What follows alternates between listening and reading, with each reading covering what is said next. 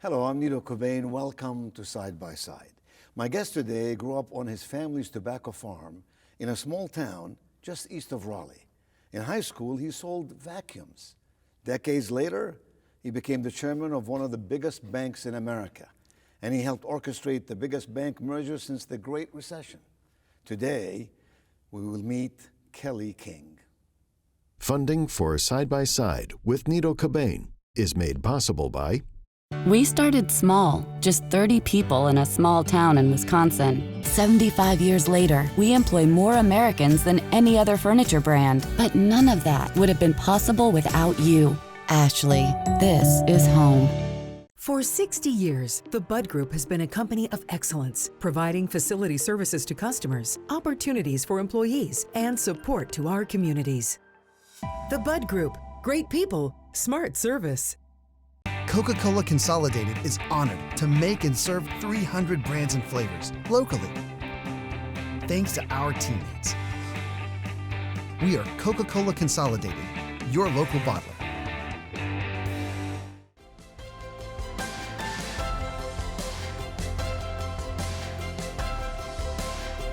Kelly, welcome to Side by Side. I have watched your life over a long period of time. You are a great American. You have achieved so much in your life journey, and yet you grew up in a very humble place. You came from a humble place, and you went all the way up to be the chairman, CEO of the sixth largest financial institution in the nation. 55,000 employees, $550 billion in assets. What is it that brought you along this journey of life in such a successful way? Give us one or two tips that someone watching us might say, if I do that in my life, I too might achieve something of great value. Well, thanks, Nito, for having me. It's great to be with you. And, I've been very blessed in my life. As you said, I did grow up on a very small, very poor tobacco and cotton farm. But I was fortunate because that taught you the value of hard work. It taught you honesty. It taught you commitment. And so as I left the farm, I had a deep desire to achieve. And I had an uncle who fortunately told me and my siblings that get an education, because we were the first college kids from our family. And so I did go to East Carolina to get my undergraduate and MBA degree and worked hard. But along the way, what I really discovered was that there's an enormous difference between success and happiness. So I spent the first 10 years just working really, really hard, trying to be successful. And my definition of success was what the world said it was. Get toys, get things. And in all honesty, Nito, I found that just did not work. I was successful, I was blessed. I appreciate that. I don't take it for granted, but it does not bring happiness. And so what I would say to people today is that it's really most important to be clear about your purpose in life and understand that purpose is what brings a sense of happiness, a sense of peace. It is not the amount of toys you have. How does one determine what his or her purpose in life is? Is there a methodology? Is there questions one asks? I know books have been written on the subject, but for you, how does one do that? Well, for me, and what I've found in talking with others, and it's a great question because most people don't really think about their purpose. Rather, they think that their purpose is just kind of given to them. So, I grew up on a tobacco farm, so I'm going to be a farmer. Or my dad was a lawyer, so I'm going to be a lawyer. That's just not good. So it does take some personal time of reflection. It takes some discernment. In my case, it takes some prayer. But what I have found is that very often people's purpose comes out of their childhood. Out of their childhood? Out of the experiences in their childhood. We have a young man who worked at the bank when I was still there, and when he and his mom were living alone, and he was 5 years old, and the house burned down to ashes. And he tells the story about how sad that was. And a nice lady in the neighborhood gave them her house to stay in until they could get back on their feet. Wow. And so he had this great sense of how important housing is.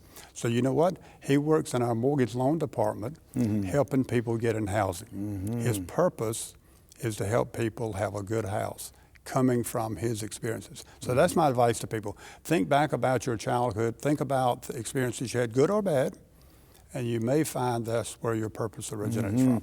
It fascinates me that you were of course chairman, CEO of BB&T, and then you were primary player in bringing SunTrust and BB&T together, forming what we know today to be Truist Financial Corporation. And yet you focus so much on having your employees, your associates in the corporation to care deeply about their communities. And you, I read somewhere where you started a program called the Lighthouse Project to reach out in the community. What is the Lighthouse Project? What caused you to do it, and what impact has it had in North Carolina? So in 2009, right about the time I became CEO, you know, we were in the Great Recession. And people were really struggling. It was difficult economically, socially, emotionally. And I was literally flying back from DC one day at some meeting, and I took out a sheet of paper and I said, I want to really think about what can we do at BB&T then, now Truist, what can we do to help, more than what we're already doing? To help our communities. To help our and communities. footprint. What can we do to help people be more successful and happy? And we had this idea about lighthouse projects, which is... Why did you call it Lighthouse? We called it Lighthouse because, you know, a lighthouse on the coast is a structure, but it has a light emanating from it, and that light helps guide people to safety, guide them out of the troubles they're in. We wanted to have a symbol of what this was about. So we were trying to do, and what we do today is we do projects. So we allocate a certain amount of money every year for teammates. It's totally voluntary, but we encourage them to get together in groups of 15 or 20 people, take the money we give them, but we say you can't just go write a check. You take that money and you buy materials, and you go out on company time. I see. And you do projects. Yeah, like what? Give us an idea of a project. Oh, I worked on many of them. Like I worked one time. You worked on many? Oh yeah, I worked on all of them every year. I loved it. It was, I worked on the Ronald McDonald House one time, and I like to do the outside work. So I was out, you know, helping do landscape work, planting bushes and fertilizing and putting in mulch, but lots of times people would be inside painting, and a lot of these agencies don't have the money to do the things to make their places look nicer. Yeah. And so we go in and do just lots and lots, thousands of projects every year. And have helped, I can't tell you the number of letters I've gotten from these organizations saying, this dramatically helped us because we didn't have the money to do the things that make the place a little brighter, a little cheerier, and it changed people's lives. It's a really good, and it's an expression of what Truist is all about. And our purpose at Truist is to inspire and build better lives in communities. And that's one way we do it. And of equal importance, it's not just what you do for others, it's what happens to you when you're doing something good for others. Well, that was a revelation to me. When I penciled out the project, I was all focused on what we would do for the community. What I did not expect was how much it would do for our own people, for myself. And so while I've gotten lots of letters from the agencies, the organizations in the community, I've gotten more from teammates who would say, this changed my life. This gave me an opportunity. First time in my life, I was surprised. First time in my life I've had a chance to go out and work for an organization that's helping little kids or helping handicapped people, and it changed their lives. And there's nothing in it for me except the feeling of doing good. Which is all that really matters. Right, that's all that matters. And then later I read so much about you, Kelly, but one of the things I remember reading is that there's some nonprofit organization that helps young people or children, and you build some kind of a cabin for them somewhere on water where they could go and have retreats. Tell me about that. Yeah, this was a personal project. I got involved in Eastern North Carolina with a little small organization. It's actually called the John 3:16 Center. It's in a very poor area. It's right between two counties, the two poorest counties in the state. So I spend a lot of time there, and I kept seeing all the people out on the lake is having a big time. And then I saw those little kids over at the center in downtown Littleton not having any fun. And I just had this deep, I said, I want them to have a place on the lake too. So we were blessed and we found a place and we got it. But it was really run down, and we didn't have the money to pay somebody to come fix it. So I spent a lot of Saturdays out there tearing out the old stuff, an old dock, building a new dock. Some of my friends came and helped. It was a labor of love. But now, I'm proud to say, the poor kids have a place on the lake as well. You know, Viktor Frankl told us about you have to have the why in your life that defines part of your purpose. It fascinates me that the chairman CEO of a large corporation like BB&T would take his weekends to use your own money to buy a house and then to go out there and with hammer and nail and fix it so they can use it. That bespeaks so highly of you, Kelly. And later you had an initiative in the bank. I don't know what you called it, but it was focused on happiness. Yes. I mean, I don't think of financial corporate leaders thinking about happiness. And all of a sudden, you're telling all your people, you know, I want you to be happy. And did you form programs for them or give them something to read? But how did you do that? So one of our core values at BB&T and now Truist is happiness. What does happiness mean? Is it? Okay, I mean, so, I can be happy going to an ice cream store and buying some kind of an ice cream cone. I'm happy for the moment, right? Right. But you mean it in a much deeper, vertical way. Right, and I like to explain that, you know, happiness is, to some people, is more like joy. Like, I ride a Ferris wheel, I'm really happy, I'm joyful. That's not what I'm talking about. It's okay, that's fun, but it's momentary. I'm talking about a deeper sense of peace, a sense of security, a sense of enrichment, a sense of my life matters. My life matters. And so years ago, as I thought about that, I wanted to help our teammates find that, because I was deeply concerned with my own experience that just being successful would not bring that sense of happiness. And so how do you get it? And so we actually hired a young lady who had a PhD in positive thinking. It turns out now, as you know, most of the major universities have courses in positive thinking. Yeah, I read about one that has a major in happiness or happiness discovery or something. Right. Yeah, and so we created a happiness council. And we asked her to lead it, and we got other teammates on it. And we just gave them a free rein to say, what things can we do in the bank to help people be happy? And a lot of that was not academic, but good discussion of, well, what is your point? What is happiness, and what is meaning? What is enrichment?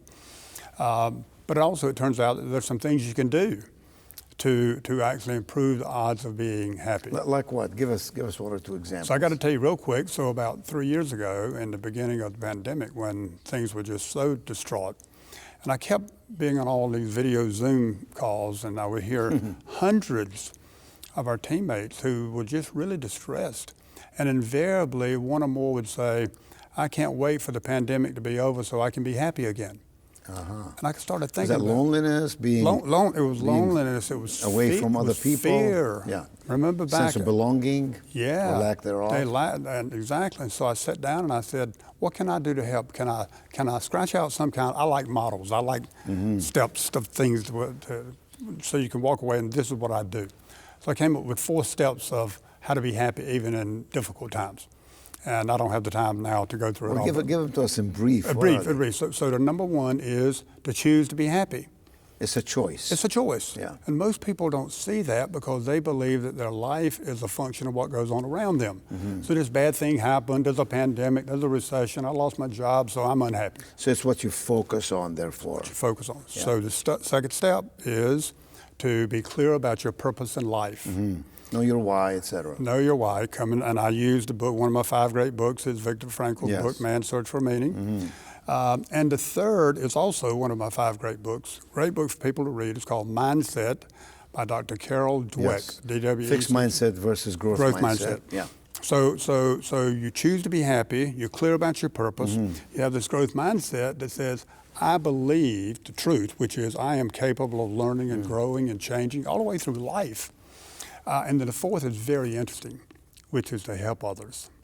It turns out one of the most powerful and important things you can do to make yourself happy is to help others. And a lot of times, Nito, when I say that to people, they say, well, I don't have the time and I don't have the money. And I quickly say, it doesn't take any money, it takes very little time. You know what people need? They need to know that their life is important, that their life matters. So it's a little pat on the back, it's a little smile, it's a little, hey, how are you? And wait for the answer. Encouragement. So I encourage people to get up in the morning and imagine someone hands you a handful of imaginary seeds. These are seeds of hope. When you go out every day and you pat someone on the back, you give them a big smile, in your mind, take one of those little seeds, throw it down on the ground, you planted a seed of hope. And if you'll plant those seeds of hope throughout your life, you'll be amazed at what you can accomplish. So in mathematics, there's something called a vector, which means a direction with force. And some people are autovectoral. They're all about I, me, my, what's in it for me. Others are allovectoral, which means I'm outward direction. And I think that's what you're talking about. I don't know where I heard you say this. Maybe you gave a speech one time where I heard you say, you told a story about somebody in San Francisco. Yes. It had to do with happiness, I think. Yes. What was that? Can you remember the story? Yeah, I do. And I like to share it with people because it's sad, but it's also important. So there was a young man who was very unhappy, left his apartment, walked several miles to the Golden Gate Bridge, climbed to the top, and jumped off to his immediate death. They found a note in his apartment that afternoon, and the note said, I'm going to walk to the bridge. If one person smiles at me, I won't jump. Now think about that. Wow. One person, one life, because of one smile. But here's another story. Same bridge. Young man named Kevin Hines, whom you can read about on the internet. Kevin Hines also walked to the bridge, also climbed to the top, also jumped, and survived. Now, when you jump off the top of the Golden Gate Bridge, it's the same as the jumping off the top of a 28-story building. Wow. When you hit the water, it basically splatters your whole body. Kevin Hines survived because a sea lion came up and kept him afloat until the Coast Guard got there. Wow. Now, I believe Kevin... Is this a real story? Real story. Read it. Kevin, and he's written books. He goes around traveling, talking about it. But he says the same thing. He says, when I was walking to the bridge, I was so distraught. I was so inward. I couldn't express what I was feeling to anyone. All I needed was someone to say to me that my life mattered. That little pat on the back, that little smile. And so I tell people, and it's really true, Nito, you get up every day, you have an enormous opportunity to change the world. You never know that next person you smile at, a little pat on the back, do something special to help them know that their life matters. You may change their life, you may save their life, and thereby you will likely change the world. That's so powerful. Kelly, you're not just a financial expert and leader of a major corporation. For almost 50 years you worked with BB&T. You never got another job, right? You started with BB&T at the very lowest level. Yeah. You moved all the way up for 50 years? 50 years. 50 years. I mean, that's After a while, you get to the top, if you're still around long enough. You had loyalty and commitment both. But you're a philosopher too. Yeah. You dissect issues and you treat them with a depth of analytics about life and living. Right. I hope you'll write a book about all this because I think it's fascinating to hear all of that. I gotta in the limited time we have, I gotta ask you two questions. One, I want to know what you believe makes a really effective, impactful leader. Clearly, you've been one. And I also want you to tell me something about this merger. I mean, a year ago or so, or maybe 2 years ago, the fruition of the merger of SunTrust, large corporation based in Atlanta, BB&T, large corporation based in Winston-Salem. You and Bill Rogers, both CEOs, came together, agreed on it, went through the complexities of details. I can't even fathom what it takes to bring two large organizations. Most of us, customers of a bank, don't think about the intense complexity, for example, of technology. We take it for granted that we're going to deposit our check and we're going to get reports and all that. But it must be in hundreds of millions of transactions. Just give us a glimpse of How does that work? How does that happen? Give us a lesson you learned from it, and then tell me what makes a good leader, because those two are really very connected. Yeah, well, let's start with what makes a good leader, because Okay. it ties into why the merger has been so successful. And, you know, like you, I've read lots of books about leadership, but it's really, in my mind, 3 simple characteristics of outstanding leaders. Number one, they're very clear about the reality they face. They don't sugarcoat it. They don't say, oh, everything's great. What is. What is. Clear about reality. Then they have a clear vision about how to make it better. How do you get that vision to make it better? That vision is what is nature, second nature for really good leaders. They think about things deeply. They look at the reality. They look at the problem, and they conceptualize what They seek advice. they seek counsel. advice. They read. They figure it out. But then the third is really important. They have the courage to execute. A lot of times people will, you know, just not even be aware of how bad it is. Or sit back and hope it'll go away. Hope it'll go away. Or hope somebody else will do something about it. That's most of what's going on today with so many challenges we have.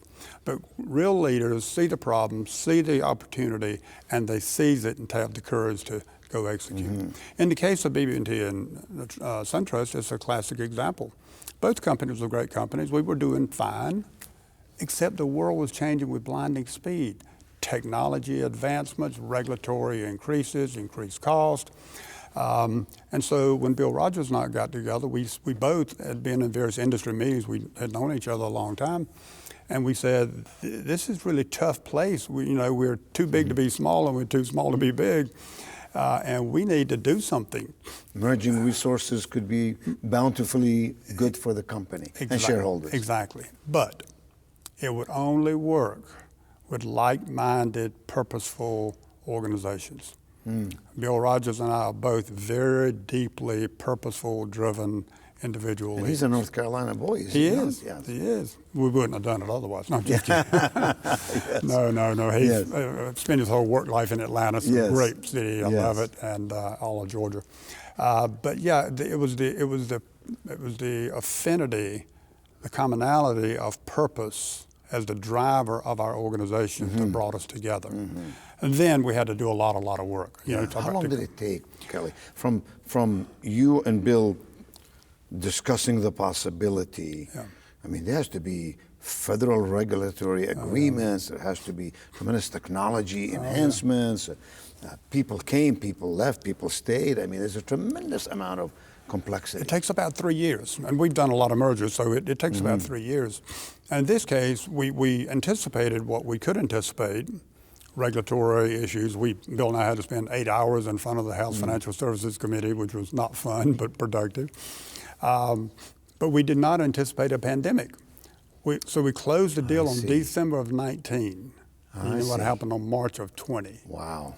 And so much of our merger model was about going out and meeting with the people and talking about the purpose and the mission and the values, and all of a sudden, we got, fortunately, a number of those meetings in before the shutdown, but then we had to go to Zoom. So we had to learn a new methodology in terms of how to bring these, fear, uncertainty in the horizon for all of us. That's right, and so it's a very difficult period for people. They intellectually know why you're doing it, but for each individual, there's a lot of change. And change brings the natural tendency of fear. John Cotter wrote a really good book recently called Change. And he talks about how naturally when we are faced with change, we go into the survival mode. Oh me, how am I going to deal with this? But what you want to move to as a leader, you and your team, is to a sense of thriving. This change can be great. This is wonderful. New technology and new markets, new opportunity. It's all about that mindset. You see how it all integrates together? And so, the merger has been extremely successful in spite of the challenges. And I will brag and say that I think Truist is one of the best financial institutions in the world. I'm real proud of Bill and the team now. I'm officially retired. I'm still on the board, but it's doing really great work trying to make the world better. So in just a short paragraph, are you optimistic about the future of America economically and otherwise? Or do you see major concerns that we should all be worried about? I'm very optimistic, but there are major concerns, Nito, and I'm never going to try to sugarcoat. Back to that reality. We have two major issues right now that we must deal with as leaders. Number one is we have a complete failure of our public school system. And this is not a criticism of teachers and principals. It's a structural thing. But here's the thing, Nito. 2/3 of the kids in the public school system today in the 3rd grade cannot read. They cannot read. Yeah. And when you think about the reality of that, of 2/3, Tough. how are they going to make a living? Stuff. We got 10 seconds. What's the second point? The second is this high level of unhappiness. 60% of the people see. when you do surveys are unhappy. Emerging from fear, uncertainty? Fear and uncertainty of lack of purpose. You know, Kelly, I could talk to you all day because you have a depth of understanding about humanity and about business, about our country and its future. I thank you very much for the investment of time that you place in society today to make it a better world for all of us in the tomorrows of our life. Thank you, my friend. Thank you for And letting me hope to be see with you you. again soon. Working together, we will make it better. Thank you, Kelly. Funding for Side by Side with Nito Cobain is made possible by We started small, just 30 people in a small town in Wisconsin. 75 years later, we employ more Americans than any other furniture brand. But none of that would have been possible without you. Ashley, this is home. For 60 years, the Bud Group has been a company of excellence, providing facility services to customers, opportunities for employees, and support to our communities. The Bud Group, great people, smart service. Coca-Cola Consolidated is honored to make and serve 300 brands and flavors locally. Thanks to our teammates. We are Coca-Cola Consolidated, your local bottler.